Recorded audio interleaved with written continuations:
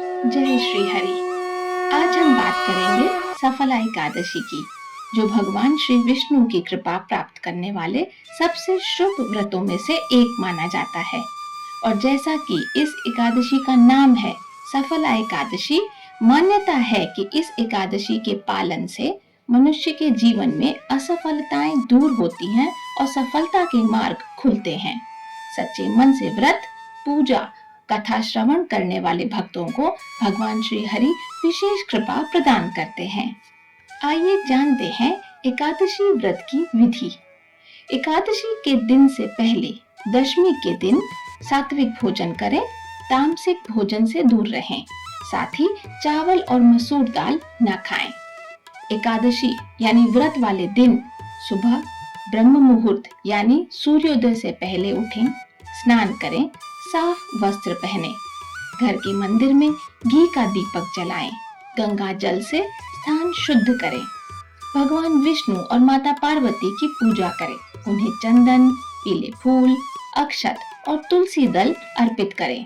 याद रखें, बिना तुलसी के भगवान विष्णु भोग स्वीकार नहीं करते। ओम नमो भगवते वासुदेवाय नमः इस मंत्र का जाप करें और एकादशी व्रत कथा पढ़ें या सुनें। पूरे दिन अन्न का सेवन न करें। फलाहार जैसे फल, दूध, साबूदाना, शकरकंद लें। पानी, चाय पी सकते हैं। दिन में सोना, गुस्सा करना या कटु बोल बोलने से बचें। शाम को भगवान की आरती करें और फलाहार का भोग लगाएं, फिर ग्रहण करें। रात में भजन कीर्तन करें, भगवत गीता पढ़ें या भगवान का ध्यान करें। माना जाता है जागरण करना सबसे उत्तम है। दूसरे दिन यानी द्वादशी के दिन पारण की विधि। स्नान के बाद अपनी क्षमता अनुसार किसी गरीब ब्राह्मण को अन्न, वस्त्र, फल आदि का दान करें। ध्यान रहे, चावल, आटा, दाल करना वर्जित माना गया है। इसके बाद तुलसी दल, जल के साथ व्रत का पारण करें और सामान्य भोजन कर सकते हैं। इस विधि से एकादशी व्रत करने से अत्यंत पुण्य की प्राप्ति होती है और जन्म मृत्यु के चक्र से भी मुक्ति मिलती है। तो आइए अपने मन को शांत करें और भगवान विष्णु के चरणों में अपना ध्यान अर्पित करें। अब हम प्रारंभ करते हैं सफला एकादशी की पावन कथा।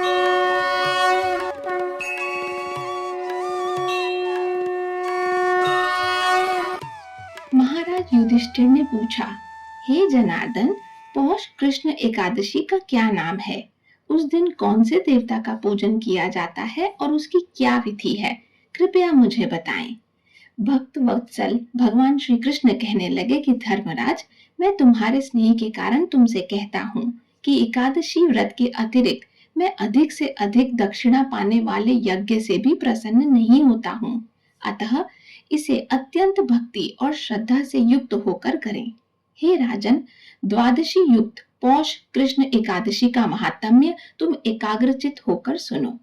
इस एकादशी का नाम सफला एकादशी है। इस एकादशी के देवता श्री नारायण है। विधि पूर्वक इस व्रत को करना चाहिए। जिस प्रकार नागों में शेषनाग, पक्षियों में गरुण, सब ग्रहों में चंद्रमा, यज्ञों में अश्वमेघ और देवताओं में भगवान विष्णु श्रेष्ठ हैं, उसी तरह सब व्रतों में एकादशी का व्रत श्रेष्ठ है। जो मनुष्य सदैव एकादशी का व्रत करते हैं, वे मुझे परम प्रिय हैं। अब इस व्रत की विधि कहता हूँ।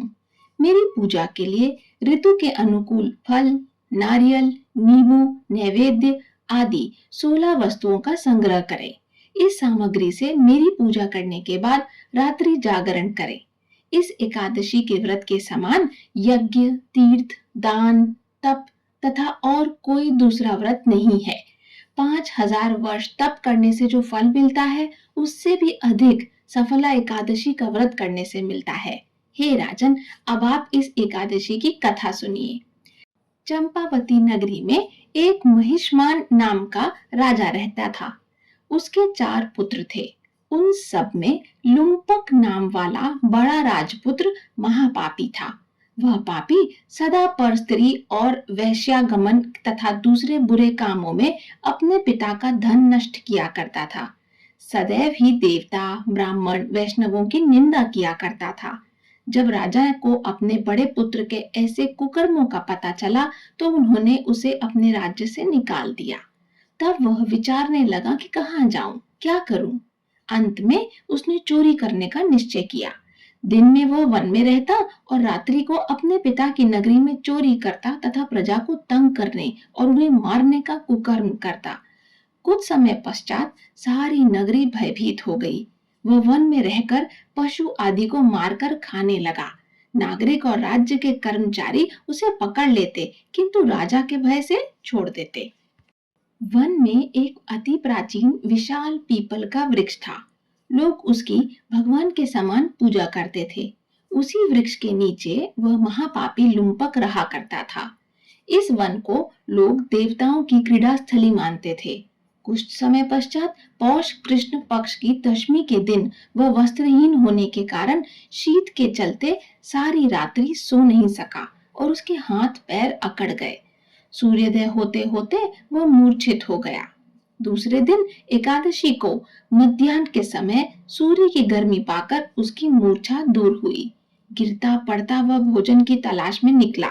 पशुओं को मारने में वह समर्थ नहीं था, अतः पेड़ों के नीचे गिरे हुए फल उठाकर वापस उसी पीपल वृक्ष के नीचे आ गया।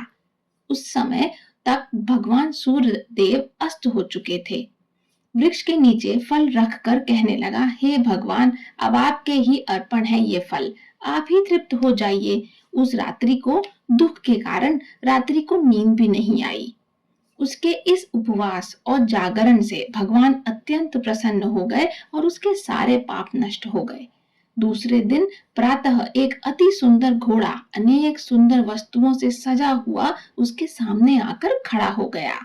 उसी समय आकाशवाणी हुई कि हे राजपुत्र, श्री नारायण की कृपा से तेरे पाप नष्ट हो गए हैं। अब तू अपने पिता के पास जाकर राज्य प्राप्त कर। ऐसी वाणी सुनकर वह अत्यंत प्रसन्न हुआ और दिव्य वस्त्र धारण करके भगवान आपकी जय हो कहकर अपने पिता के पास गया। उसके पिता ने प्रसन्न होकर उसे समस्त राज्य का भार सौंप दिया और वन का रास्ता लिया। अब लुम्पक शास्त्रानुसार राज्य करने लगा।